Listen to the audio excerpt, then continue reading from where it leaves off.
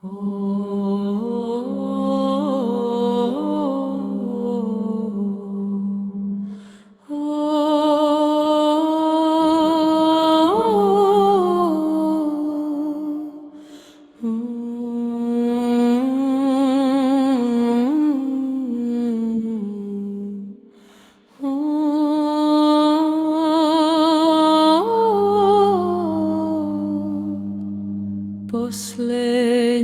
dana kakvi su znaci, pitahu sveci Gospoda svoga, a on im reče, znaci su ovi, pobune mnogi ratovi. Posljednjih dana to su vam znaci, ne plašite se, budite junaci.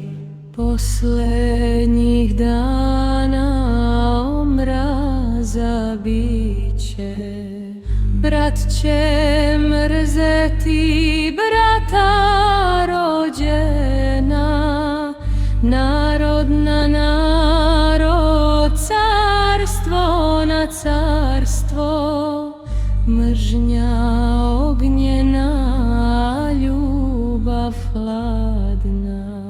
Posljednjih dana to su vam znaci, ne plašite se, budite junaci.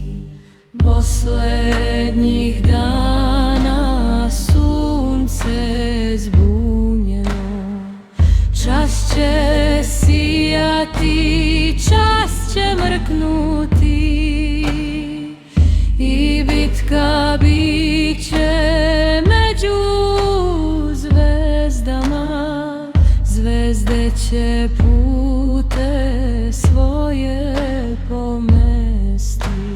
Posljednjih dana to su vam znaci, ne plašite se, budite junaci.